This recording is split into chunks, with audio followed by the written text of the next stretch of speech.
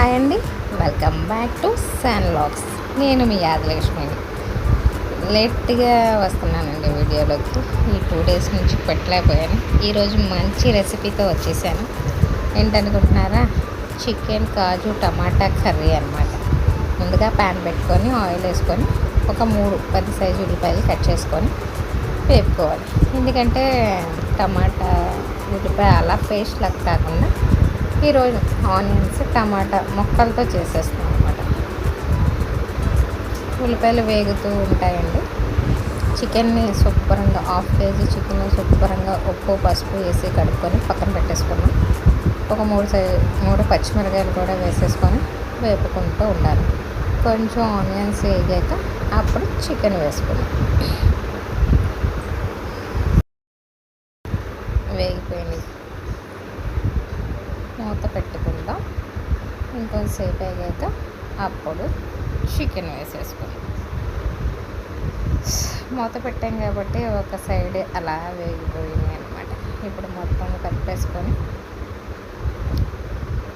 Chicken కూడా వేసేసుకొని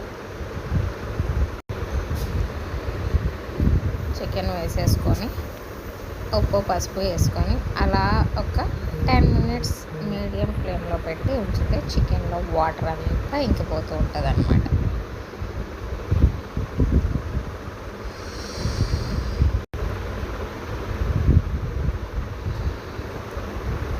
ఇంకేంటి ఫ్రెండ్స్, మీరైతే ఎలా చేస్తారు? చికెన్ గ్రేవీ కాజు కర్రీ ఇలాంటివి ఎప్పుడైనా ట్రై చేశారా? అంటే మామూలుగా ఫ్రైల్లో అయితే వేస్తూ ఉంటాను. ఇప్పుడు మామూలుగా కర్రీ దగ్గర పడ్డాక ఒక గుప్పడి జీడిపప్పు వేసేస్తే చికెన్ కాజు కర్రీ రెడీ అయిపోద్ది అనమాట. ఉప్పు పసుపు వేసేసుకొని మళ్ళీ ఇంకో 5 minutes అలా మూత పెట్టుకుంటే వాటర్ అంతా దగ్గరికి ఇంకిపోతూ ఉంటుంది. ముందుగా మనం మొన్న చికెన్ పచ్చడి రోజు గరం మసాలా పొడి రెడీ చేసుకున్నాం కదండి, అన్నీ స్పైసీగా బాగుంటాయి అన్నమాట. అది అలా మగ్గుతూ ఉంటుంది. చికెన్ మూత పెట్టేసుకొని ఉంచుకుందాం. ఈ టైంలోనే అల్లం వెల్లిపాయ పేస్ట్ 1.5 స్పూన్ వేసుకొని బాగా మిక్స్ చేసుకోవాలి.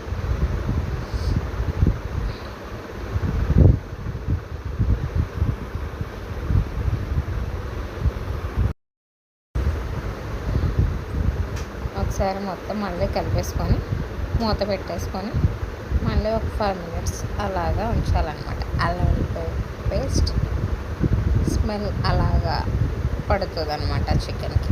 ఇప్పుడు 5 minutes అయింది, మూత తీసి చూద్దాం. చూసారా, చికెన్లో వాటర్ అలాగా దగ్గరికి ఆ వాటర్తోనే మగ్గిపోద్దండి. వాటర్ ఎంతో పోయక్కర్లేదు.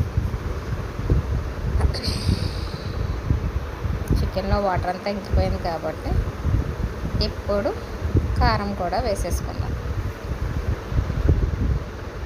ఒక 2 స్పూన్స్ కారం వేసుకున్నాను. నాన్ వెజ్కి అయితే స్పైసీగా కారం బాగుంటుంది కాబట్టి కారం వేసుకున్నాక మళ్ళీ ఒకసారి మొత్తం కలిపేసుకొని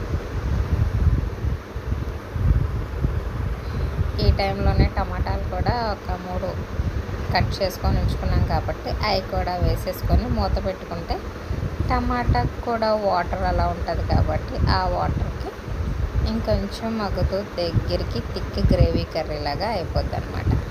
టమాటాలు కూడా వేసేసుకొని మూత పెట్టేసుకుందాం. ఒక 10 minutes అలా సిమ్లో ఉంచితే మగ్గుతూ ఉంటుంది.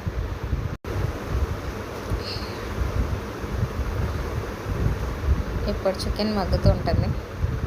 చికెన్లోకి వామ్ చారు అయితే చాలా బాగుంటుంది. అందుకే నేను పక్కన వామ్ చారు కూడా ప్రిపేర్ చేసుకున్నాను. ఇప్పుడు చికెన్ మగ్గింది కాబట్టి మూత తీసి మళ్ళీ కలుపుకొని ఈ టైంలో ఉప్పు సాలపోతే ఉప్పు వేసేసుకొని కొంచెం మగ్గింది కాబట్టి ఈ టైంలోనే జీడిపప్పులు కూడా వేసేసుకుందాం. చికెన్తో పాటు కొంచెం అలా ఉడికిపోతూ ఉంటాయి, టేస్ట్ బాగుంటుంది. అవి కూడా వేసుకొని శుభ్రంగా మిక్స్ చేసేసుకొని మొత్తం గరం మసాలా పౌడర్ ఇంట్లోనే తయారు చేశాను అన్నాను కదండి, అదొక 1/2 teaspoon వేసుకొని ఫ్లేవర్ స్మెల్ చూడంగానే స్మెల్ చాలా బాగుంటుంది. మళ్ళీ ఒకసారి మిక్స్ చేసేసుకొని